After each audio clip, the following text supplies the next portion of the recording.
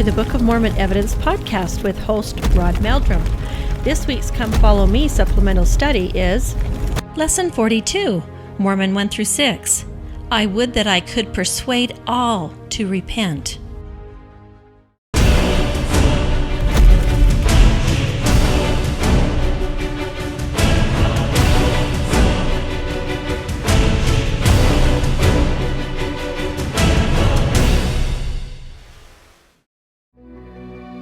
Horvath is a metallurgical engineer retired from the automotive world. He used to work at General Motors, and his career centered on the heat treatment of steel for gears, shafts, bearings, tools, and other components, including problem solving for industrial processes. He received a BS degree in Metallurgy and Materials Sciences from Carnegie-Mellon University. In his cheerful way, Paul describes that he has 2 wives. One wife is deceased, and with his other wife, they have 6 children and 14 grandchildren. His avocation is studying and living the gospel with the intent to know Jesus Christ. He and Rod Meldrum met in 2011 when Rod's tour bus stopped overnight in the Indianapolis area, and Paul attended a presentation. The Heartland Model has sufficient detail to resonate as true with Paul.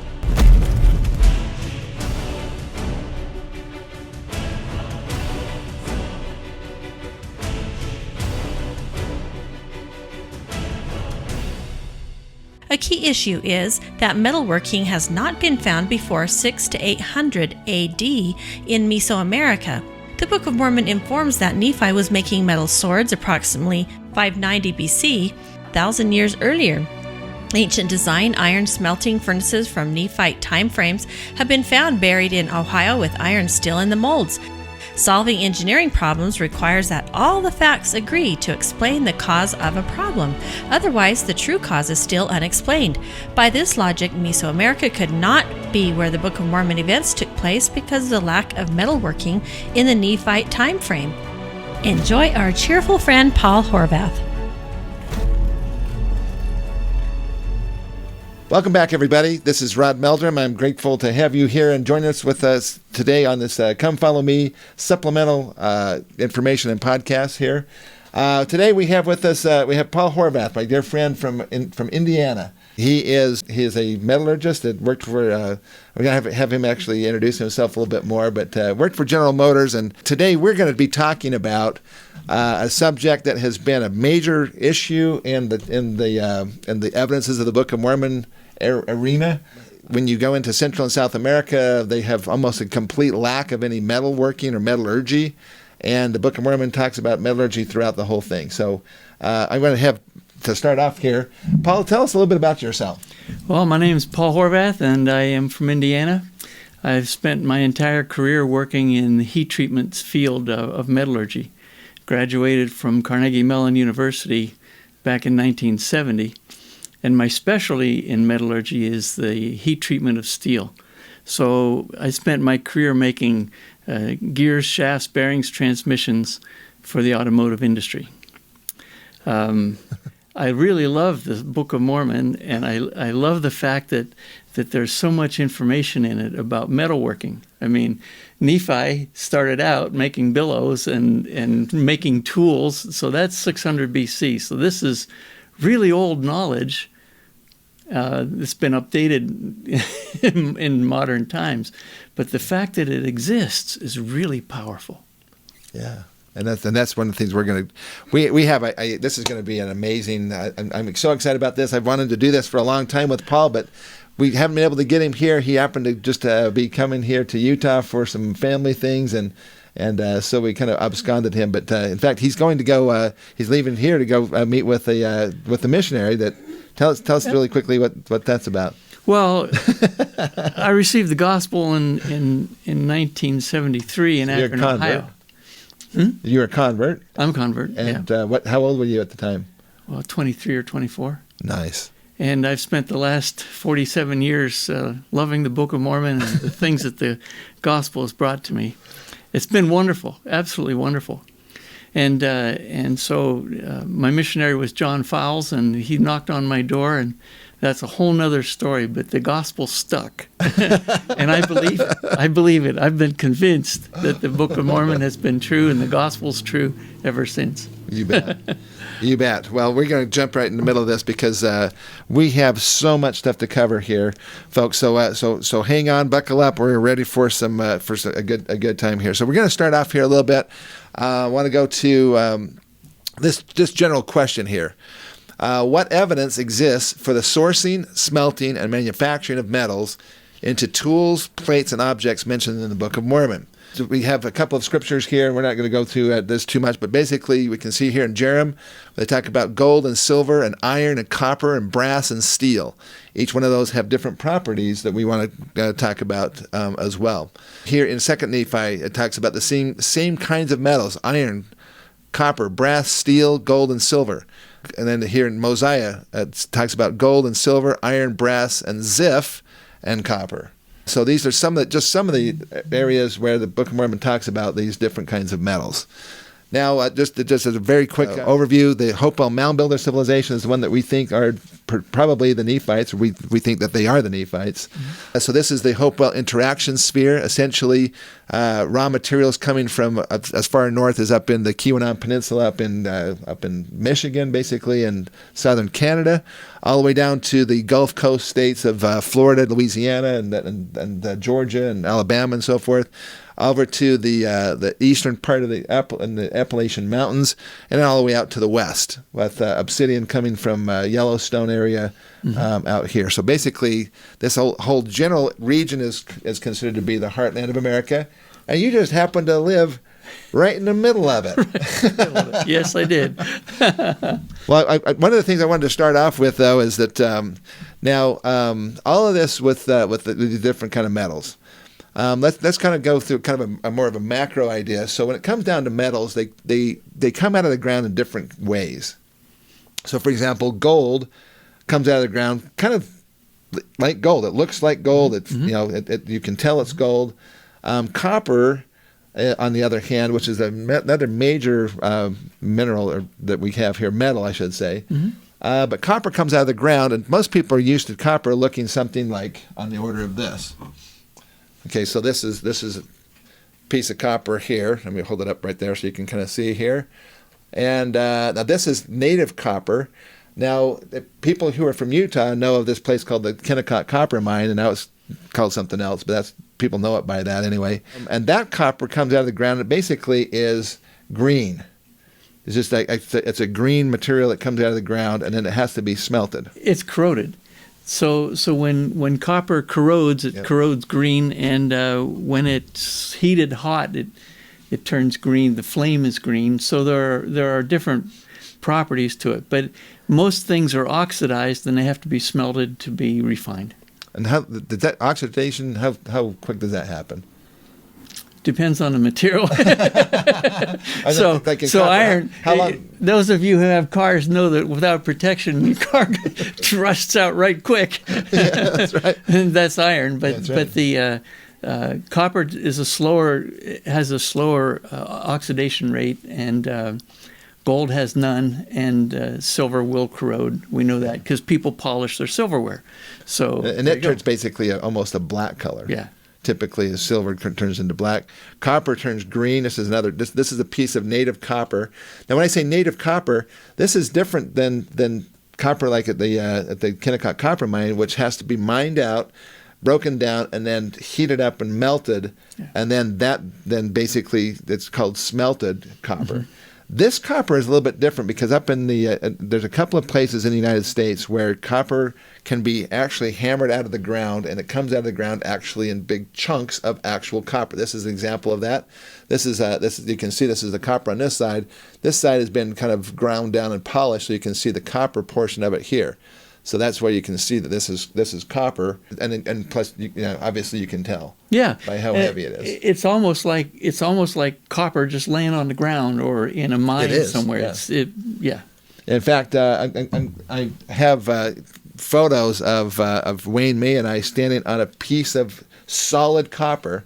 It's 270 tons or something like that. I mean, it's about probably 20 feet long and 8 or 9 10 feet thick and about 15 feet wide.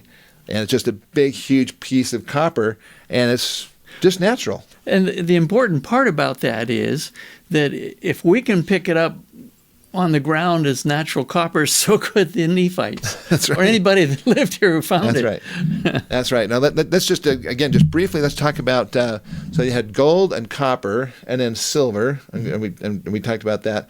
But some of these other ones, like brass, brass and bronze, they're not, those do not, they are an alloy of They're different an alloy. metals. Copper and tin or copper and zinc. Yeah. And which one of those respectively? I think bronze is copper and zinc, and copper and tin is brass. Yeah, actually, that's the other way. It's the other way around? Yeah, sorry. I always tried to connect it with the Z. the zinc, yeah. Or Ziph in the Book of Mormon, yeah, talk about that. The only reason I keep track of that is because bronze is what they did back in the old world. Yeah. And that was their kind of metal of choice, if you will. They had the Bronze Age back there. Yeah. But the Book of Mormon never mentions bronze. It always says brass. And there's a really important reason. I'll just go ahead and just tell you right now, because I know you already know this. but basically, the difference basically is that copper and tin are alloyed together to make bronze, and copper and zinc are alloyed together to make brass. There's no tin in the heartland of America, at least not any major deposits of tin. But there is major deposits of zinc. So it's interesting because it would have been natural if Joseph Smith was just making up the Book of Mormon story, for him to basically say that when the Book of Mormon that they had bronze, but yet throughout the Book of Mormon they say they had brass. And it turns out they couldn't have made bronze here in America because there's not enough tin to be able to alloy with it. But zinc is quite common, and so that's why I think that this word Ziph in the Book of Mormon is probably zinc, and those are the two metals that you would have to combine to make brass, which is the only metal mentioned as an alloy in the Book of Mormon. That's very good. Besides iron. Yeah, well, there's iron. Iron is a smelted material as well. So anyway, so let's go back to our slides here for just a second here. A lot of people don't know this, and I'm not going to go through the details. By the way, if you want to have more information about all this, the DVD set called Book of Mormon Evidence Number 2. There's an entire presentation. It's called Book of Mormon Metallurgy, and a lot of this is actually going to be in there. But I wanted to share some special things there, so I want to refer to that because that's where you're going to find the most information. We're just going to quickly blow through a few things here. But then I want to tell about an experience that we had together back at the Indiana State Museum. So we're going to get to that here in just a second. So let's go back to this. So a lot of people don't realize that the Southern Appalachian Mountains have basically every metal that's mentioned in the Book of Mormon. Of course, if you've been watching these podcasts, and you know about the geography aspect of it, that Southern Appalachian Mountains there is the area where we believe that was the land of Nephi. And it's the land of Nephi where they say that they had all these metals. Okay. And so forth. So they're talking about in the second Nephi. So this is called Mining at Ducktown. This is talking about the mines produced copper, iron, sulfur, zinc, and small amounts of gold and silver. There's not that many places in the world where all of those metals that are mentioned in the Book of Mormon happen in an area of about 15 miles. So this is interesting that this is actually what's going on. I don't have time to read this, but this is fabulous information from a book clear back in the 1880s. They talk about essentially here that they found when the first settlers came into the areas. This is really fascinating here. When the first settlers came into the area around Tennessee area, basically Chattanooga, Tennessee, which is where this Ducktown and the first. Actually, we're going to mention this, but it's the first gold rush of the United States. Wasn't, folks, in California. It was in Tennessee. Okay. It was. But interestingly enough, they talk about when they first went into the area, they found actual mine shafts going into some of these ore deposits. And these mine shafts, basically, they asked the Native Americans, so who built these mine shafts? And they said, we don't know. It was somebody before us. Mm-hmm. Yep. Okay. Yep. This is back in 1880s. Okay, so that kind of gives you an idea here. And Chattanooga area also has Iron Mountain. So Yes. Yes, there exactly. So there's Iron Mountain there, and they talk about this being the mound builders. If you want to stop right here, you just have to pause it. You want to read that, but we're going to go ahead and move through. This is the next one that you could read, actually, if you want to take the time to read that. But they're talking about blocks of ore that were just left. The ancient people had cut out huge blocks of ore, and they were in the process of mining, and all of a sudden they just left it there. Just awesome stuff. Clear back again from the earliest. This is in the heart of the Alleghenies in 1883. The Book of Mormon talks about furnaces in 3rd Nephi, 4th Nephi, and Mormon. That they definitely had furnaces. In fact, a couple times they were big enough that they actually could throw people into them. Okay, so that's a pretty interesting aspect of it. Okay, this is talking about in 1874. In A Complete History of Illinois, they talk about fortifications with walls and so forth on Paint Creek. This is in Ohio. And they're talking about furnaces and rows of furnaces that were smith shops about which cinders were found several feet in depth. And we're going to talk about that here with Paul, the significance of these cinders that they're seeing here. Oh, yeah. They're the byproducts of the production. Or we call it slag. Yeah. Okay. More about the Book of Mormon furnaces. This is from the Prehistoric Treasure. This is from National Public Radio. Micah Schweitzer and the Prehistoric Treasure in the Fields of Indiana. And this is where we're going to kind of get into our story here, Paul. Because there's going to be, but this is pretty awesome. Let me just give you a quick little overview here. So there was this guy by the name of Charlie Lacer. In fact, and he was given permission at Angel Mounds, or also what is known as the Man site. The Man Hopewell site. MANN, yeah. And he got permission from a landowner, basically, to go he could pick up artifacts on the ground. Mm-hmm. No digging allowed, but he could pick up these artifacts. And so he started walking the property and picking up artifacts. And he said at first he started off with just Levi's on. and pretty soon he realized that he needed to have to go to bib overalls because he put so much of these artifacts, and they're stone a lot of times, in his pockets that his pants would fall off. So he switched to these bib overalls. Most of the pictures you see of him, he has his bib overalls on. And over the course of about 20 years, he picked up a lot of artifacts. Mm-hmm. Then we heard about this. And then he donated them all to the Indiana State Museum. Well, there's this National Public Radio thing. He says there was one remarkable discovery, one that could rewrite the history books. Linderman, this is an archaeologist, says scientists are starting tests on what looks like evidence for lead smelting, a practice that until now was only seen in North America after the arrival of the French 1,000 years after the Hopewell tradition. Mm-hmm. Because metal smelting is an interesting aspect. It shows that people these were not just a bunch of hunter-gatherer people or berry and nut hunters. These were advanced people. So if you can't, I want to have us kind of tell the story here of why we ended up going to Indiana State Museum. So I called up Paul and said, listen, we want to find out more about this smelting and see what kind of evidence they have for this smelting, because this is a big deal. If the Hopewell Mound Builder people, and this is without question a Hopewell site, okay, they call it the Man Hopewell site, and there's even a museum and so forth there. If these people were smelting, we want to find out what it was. Well, now I got to tell you just a little something else though, that Wayne May had made an attempt to actually go and visit this site, and when they found out that they were Mormons and looking for evidence for the Book of Mormon, it kind of shut it down pretty quickly. Well, so I knew that we needed to not bring this up, and I also knew it'd be maybe a big red flag if some guy from Utah is calling up and wanting to see some of these artifacts. So that's when I got a hold of my friend Paul. And I said, Paul, would you mind making an appointment for us? I'm going to be coming out there, and let's go out and take a look. Yeah. So tell us what happened.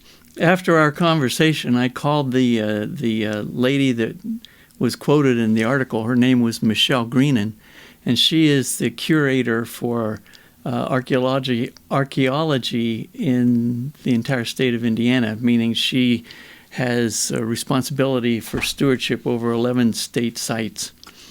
And Michelle was a delightful lady. She accommodated us, and so there were 4 of us that went down to the museum to see it. There's you and I and my wife Tanya. Yeah, and my friend Jacob Dobson. He's an artist. He actually had some Jacob there in the museum in the Indiana State Museum. Yeah. Jacob is a master sculptor, and he has sculpted the baptismal scene in the baptistry of the Indianapolis Temple. And what did he put in there? Oh, it's beautiful. That's not the subject. It wasn't metal. I know.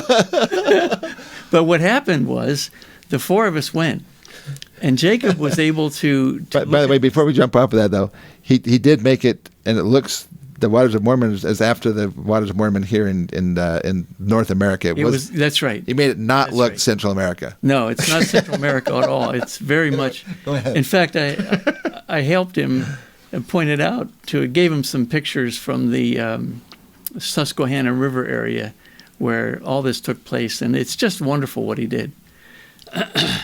So anyhow, Michelle agreed, and we went and saw this exhibit. And I want to tell you, it was drawers and drawers and drawers of material. Evidently, Mr. Lassiter? Yeah. Mr. Lassiter had collected over 42,000 artifacts up off the ground. He didn't dig anywhere. And the museum Go ahead. The museum had categorized and had in these drawers about 4,000 of them. They were beautiful. So not even 1%. Not even one. No, it was a very low number of things, but they were beautiful. The museum said it was kind of funny because they said when Charlie Lacer called them up and said, "I have some artifacts that I've gathered over the last 20 years and so forth near the Man Hopewell site, and I want to donate them to the museum." I said, "Oh, okay, we'll just bring them on down."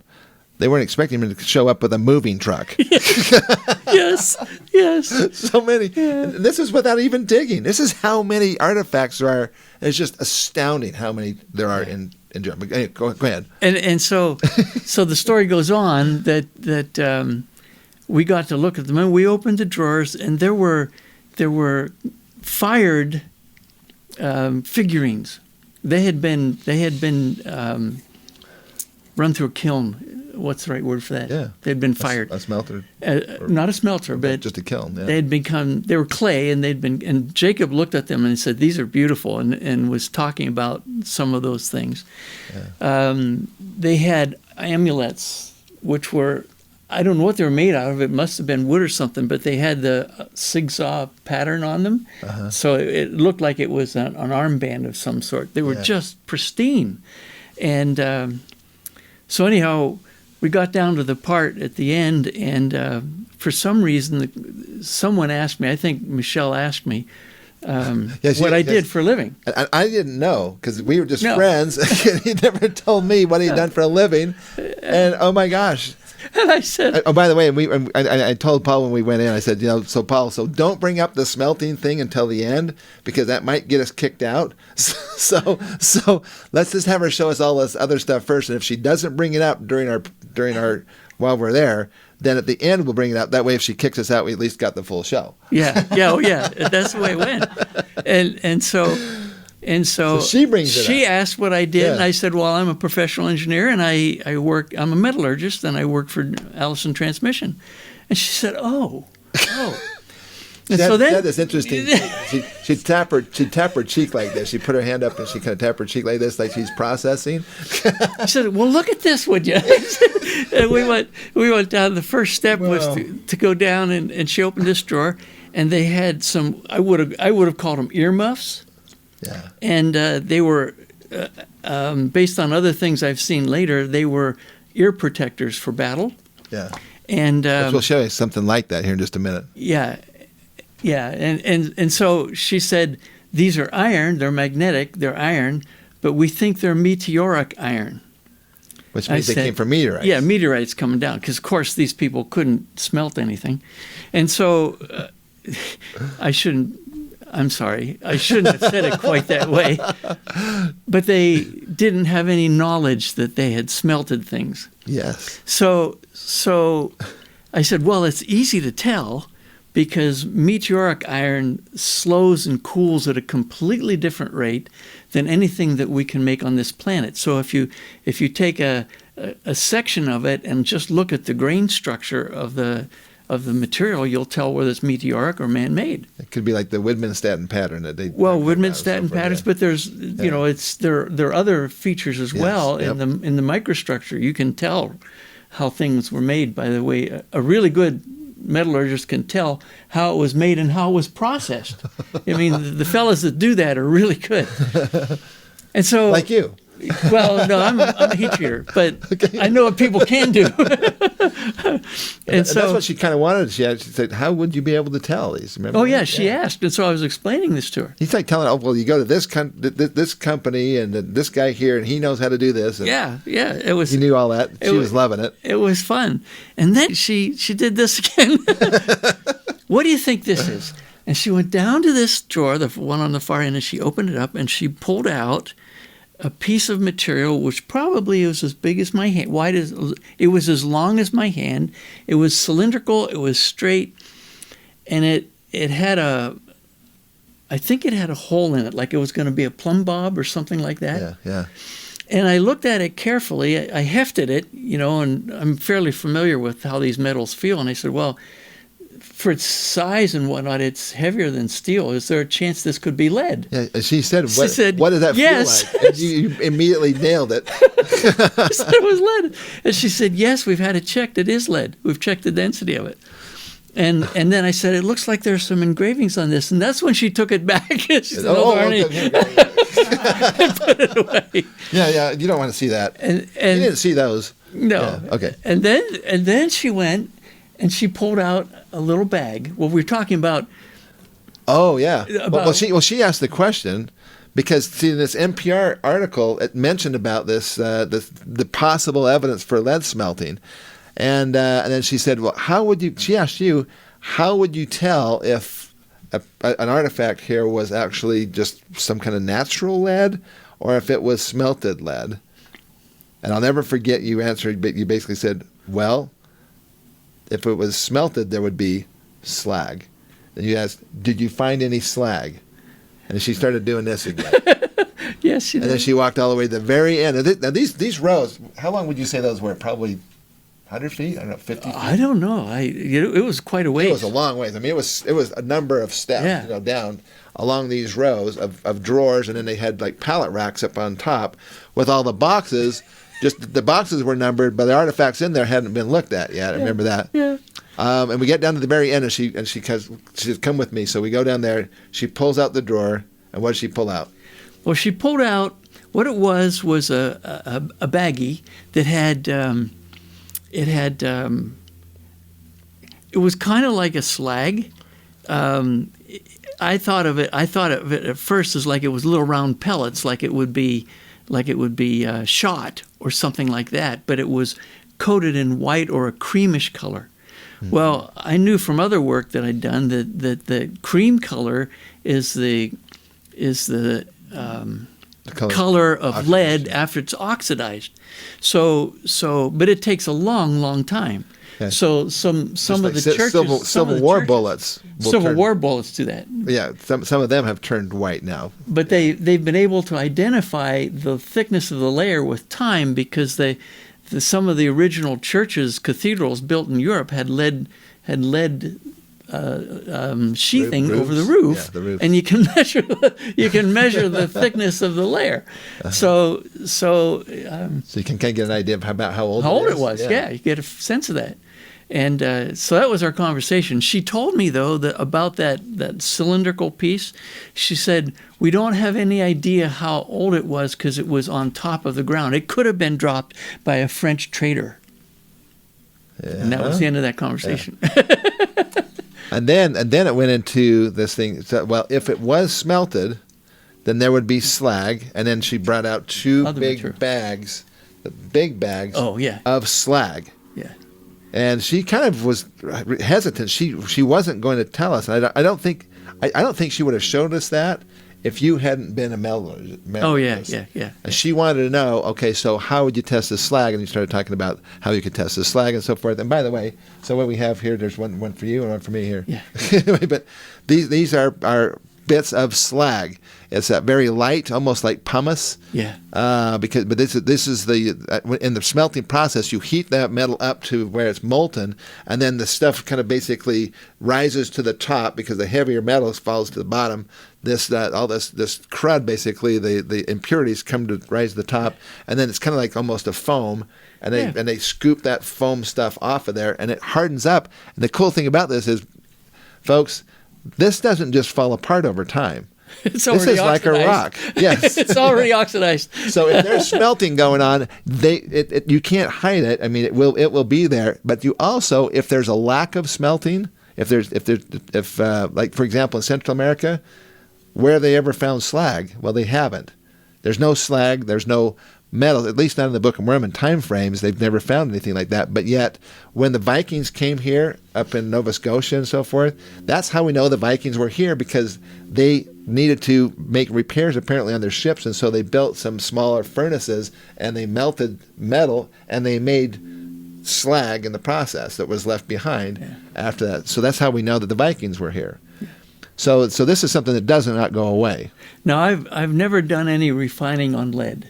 Mm-hmm. So I really don't know what their slags and their processes look like. Yeah. But this is very porous. This is off of copper. Here. Pardon? This is off of a copper pit. Yeah. Okay. Yeah.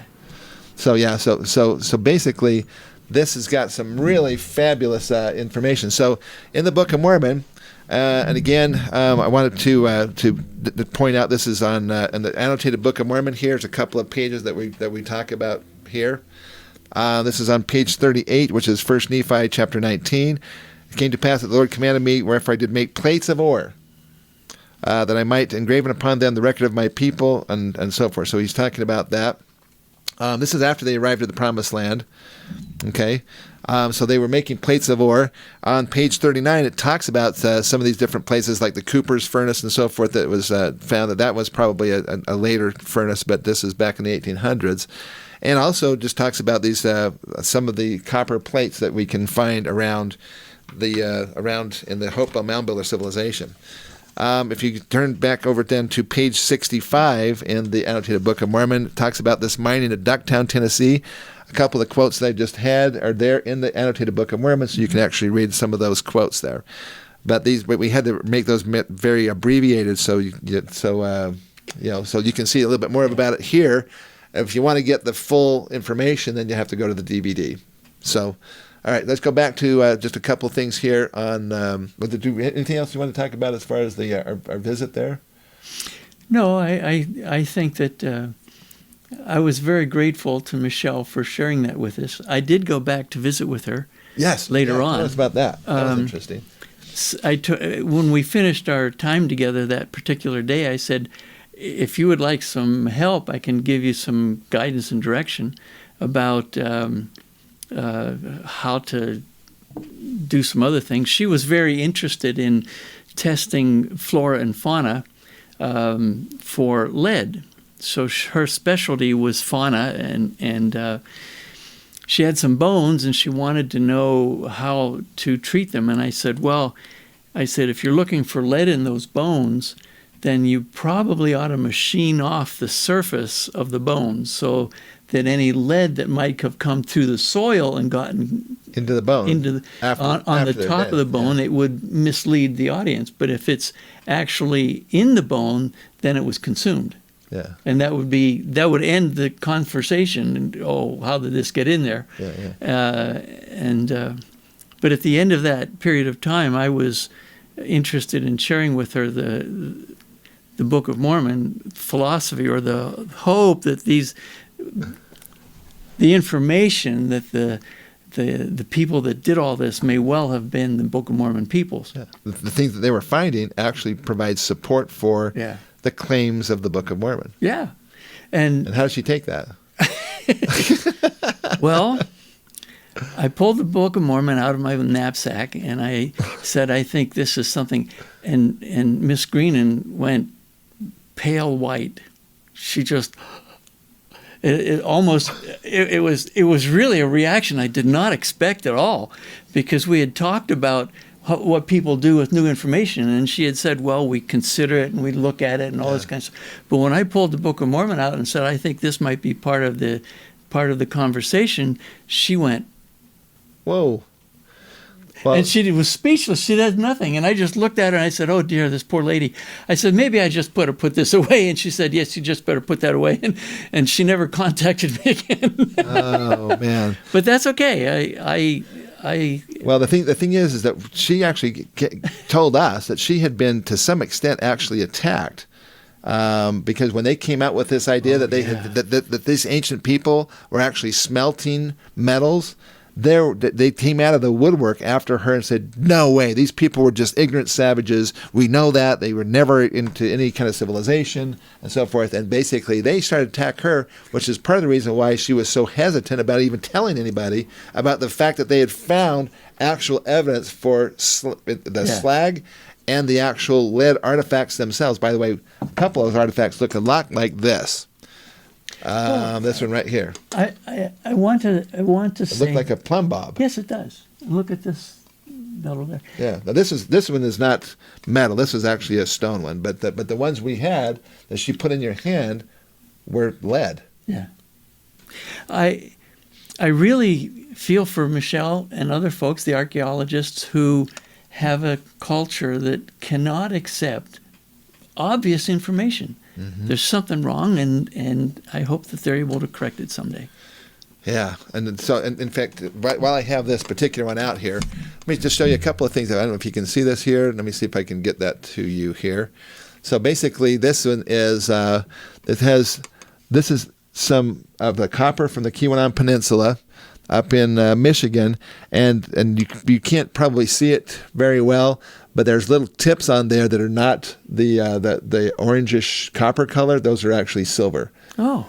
That's one of the interesting aspects of the Keweenaw copper, is that it has high amounts or high levels of silver also embedded in the copper in many different aspects of it. So that's an important part of it. And then we also have, this is a copper spearhead, basically also from the up in the Michigan, the upper Michigan area there. So I just wanted to show you, this is part of my collection here of these things. And this other thing is a stone plumb bob. And why would people need a plumb bob? What's it for? To make vertical. Yeah, you put it on a string, you hold it, and it basically goes straight up and down, and you can now tell if walls are vertical. How important would that be if you're making walls of timbers? Timbers, yeah. And so forth. Yeah. You need to have, you don't want to have them look stupid, they're kind of going off in weird ways. You have them vertical, and they are.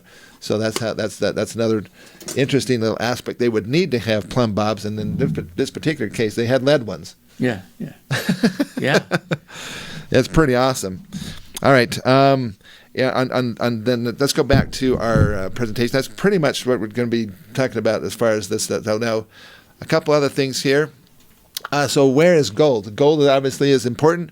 Why is gold important? Because they had these things called gold plates. Yep. So if you're going to make gold plates, you got to have the raw material gold. And so where is gold found? Basically, Tennessee, we just saw that has gold. This is actually from the Ohio Historical Connection Museum in Columbus, Ohio. Oh. And this is a simulated gold nugget that was found. This is the documented occurrences of gold in Ohio, and Licking County is in the center one here.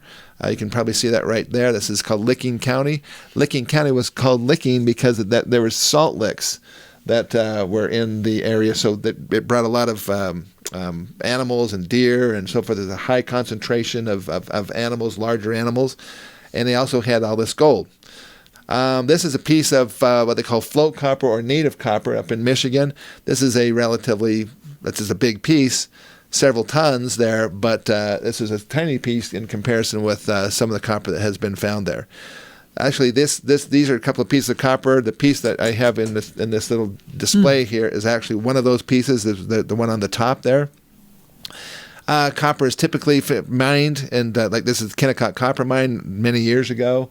And it's one of the biggest holes in the earth that mankind has ever made, as far as that's concerned. It's literally removed mountains worth of material out of there, and it's active even today. The very first gold fields were basically in the United States were the Appalachian gold fields, and they considered to be Virginia, North Carolina, South Carolina, Georgia, Tennessee, and Alabama. And this is awesome. This is actually from a open file report by United States Geological Survey. This is the database of significant deposits of gold, silver, copper, lead, and zinc in the United States. They talked about the state of Tennessee. They're talking about these are metric tons. So the state of Tennessee has produced 1 metric ton of gold. That's a lot of gold. Silver, 489 metric tons, and copper, 704 metric tons. Michigan, on the other hand, had 6 metric tons of gold.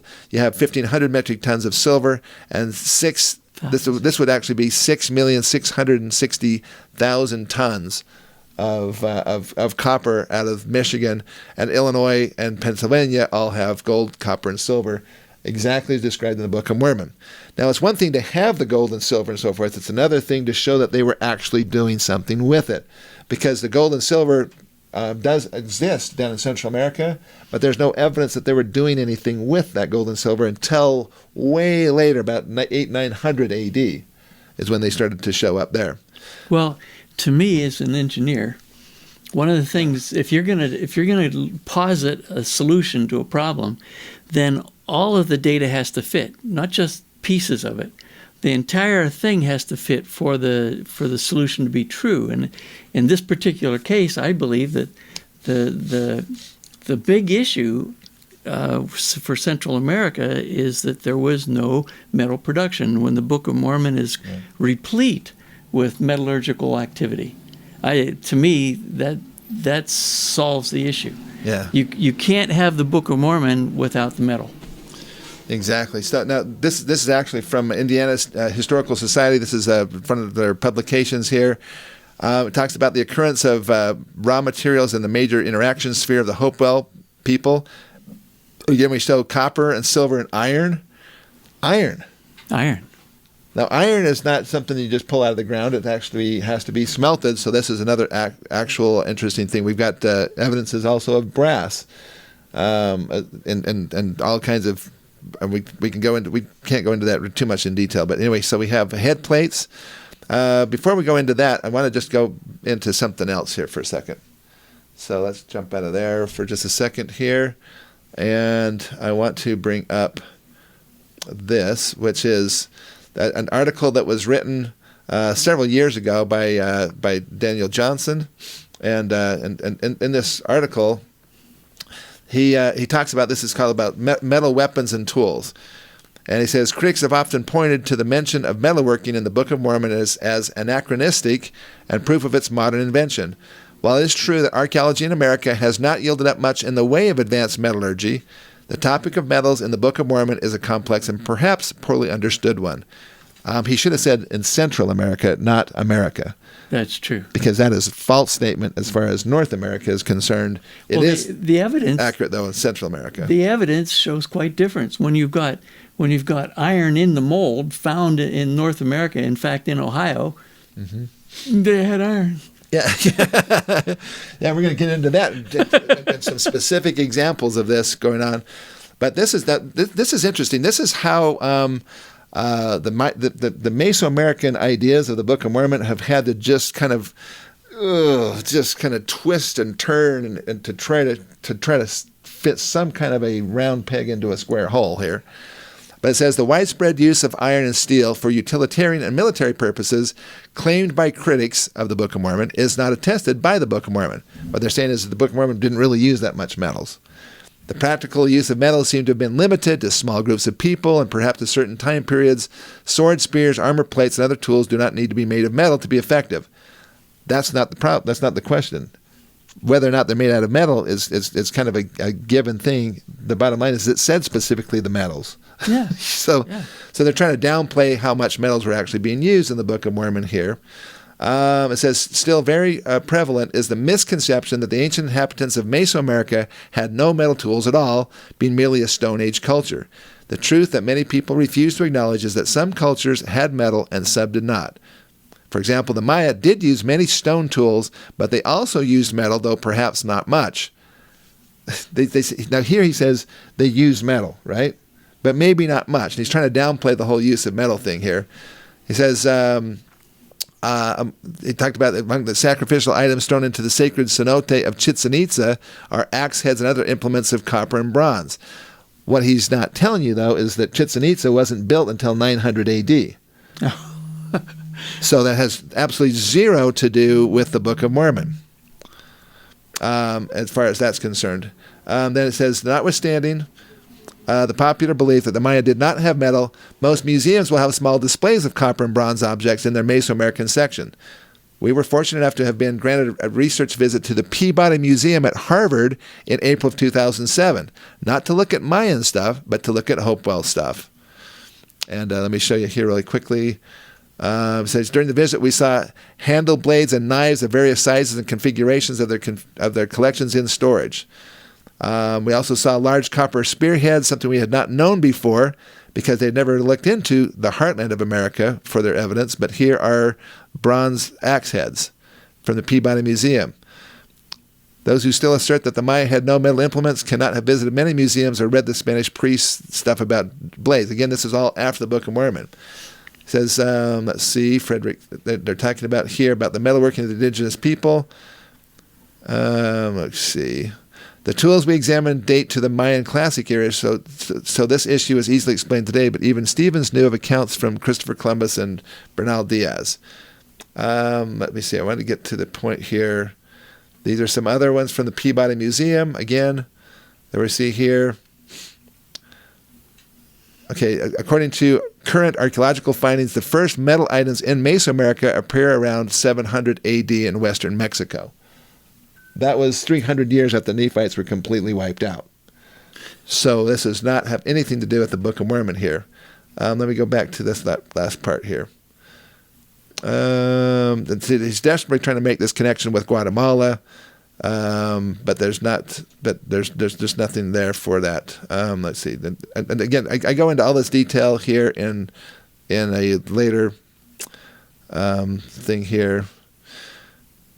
It should go without saying that mainstream archaeology does not support the Book of Mormon claims, but that is nothing new. In Central America, that's true.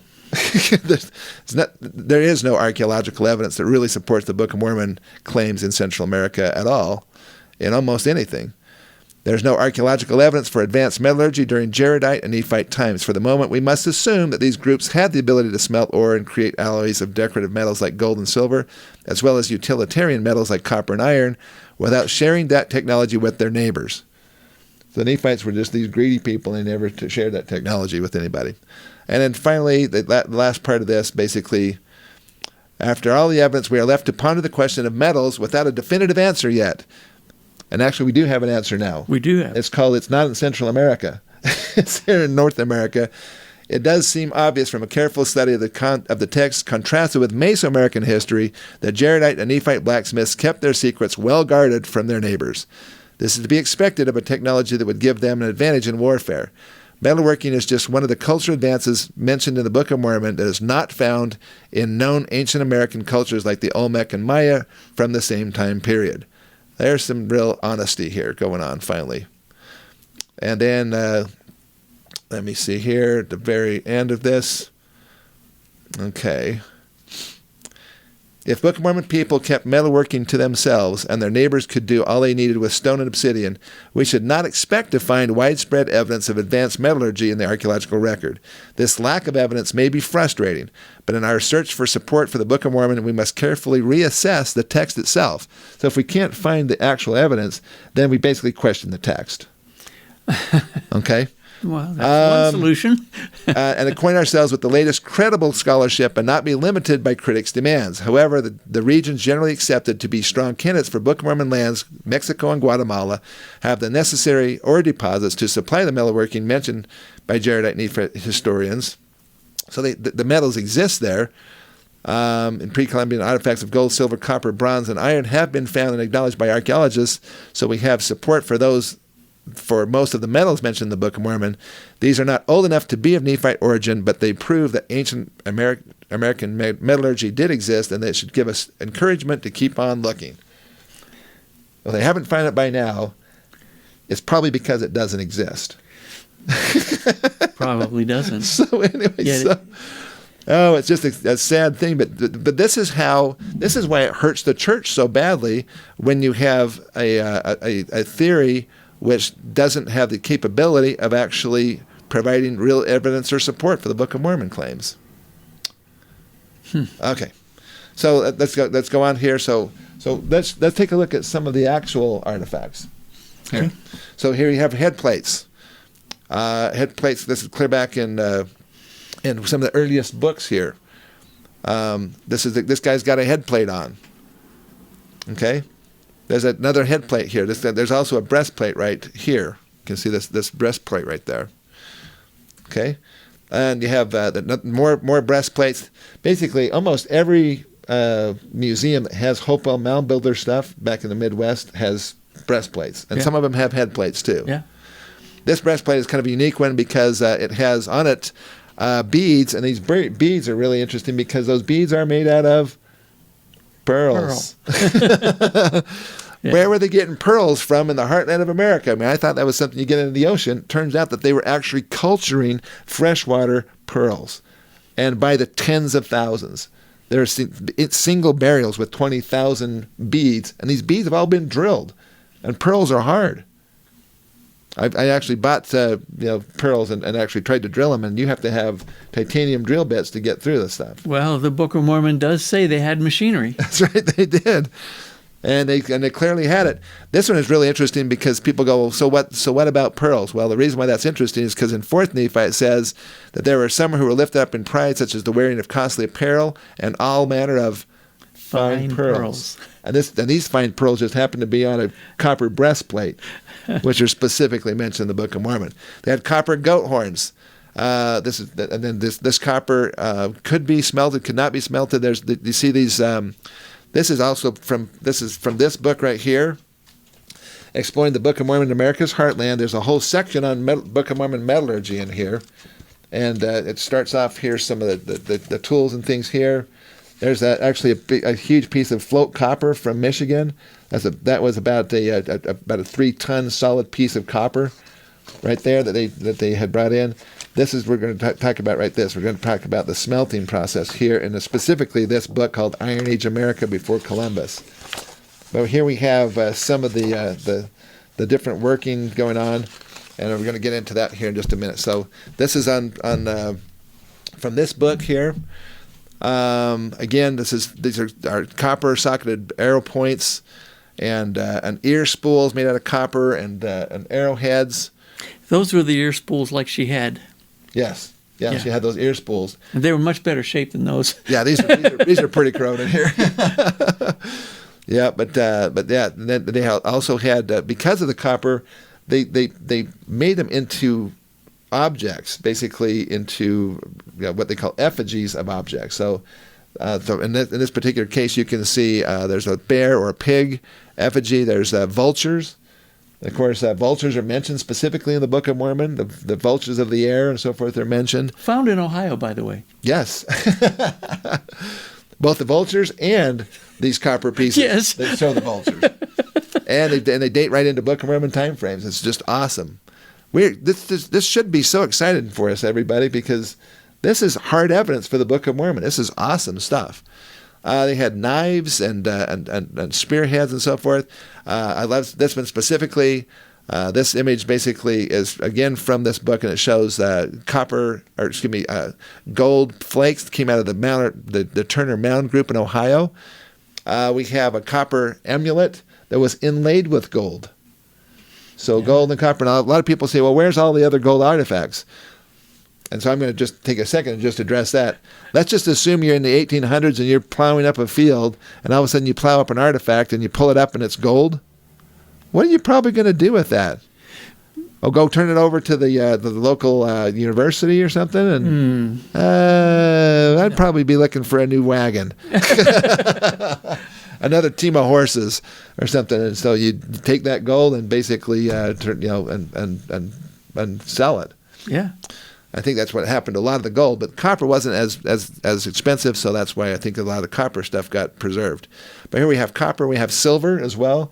By the way, in this image of the silver-plated copper bracelet on the lower left-hand side, that was an interesting one. That's in the Peabody Museum, and interestingly enough, that was a copper bracelet, but it had been overlaid with silver. And it's not just an overlaying of taking silver, smashing it flat, and then wrapping it around the copper. This copper was dipped in molten silver. Ooh. Okay. Because it had a connection that you didn't get from just wrapping it around there. So that shows an entirely. Does that show a little more sophistication in their smelting capabilities? Takes some heat. It takes some heat to do that. That's right. All right, and this is a little bit closer picture of that and that copper bracelet here. And then we have. I want to go into this for just a second too. Okay, so if we go back at the very top of this, you can see it's a copper scroll. That's actually been highly magnified there in the picture. I have the real one with me right here. So if we go back to this is the actual scroll right here, and you can see that. Hopefully, you can see that okay. But basically, so I have a little story to tell about this. You can find the new virtual expo at bookofmormonevidencestreaming.com. We advertise 60 new videos, but actually almost double that amount, so you'll have plenty of inspiration to carry you through the fall and into the holiday season. Don't miss out on more than 110 new videos now in our library. Special guest speakers are Glenn Beck, David Barton, and Tim Ballard. You'll have access for 3 whole months, as well as receiving 2 bonuses that will offset your complete subscription cost. The first is The Destruction of Christ's Death, which is a 2-hour streaming video by Rod Meldrum, which is a $20 value, as well as his new 40-page ebook called Prophecies and Promises. What Did Joseph Know? That's a $15 value. We're excited for you to join us.